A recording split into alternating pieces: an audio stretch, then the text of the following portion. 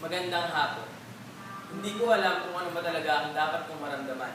Dapat ba ako maging masaya o malungkot sa araw na ito?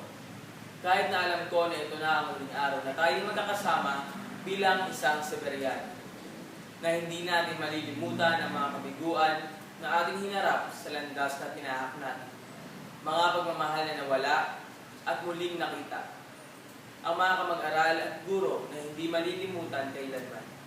Mga kakaibang kalokohan na nagpasakit sa ulo ng mga guro, punong guro at guro para sa pagdidisiplina.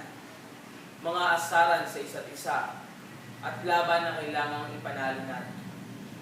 Salamat sa Panginoon na hindi nagsasawang bumabay sa atin sa araw-araw at sa kakaibang 4 na taon na pagsisikap at pagsasaga.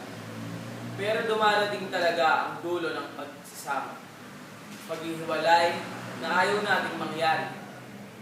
Naalala ko nga ang sabi ni Father Edgar sa amin. Hindi namin kayo pwedeng sabihan na huwag nyo kaming iwan dahil iiwan at iiwan nyo kami para makamit ninyo ang inyong mga pangarap sa buhay. Kaya, mga minamahal kong kamag-aral, gawin natin ang lahat ng ating makakaya para sa panibagong yugto ng ating buhay bilang estudyante sa kolehiyo. Mabuhay tayong lahat.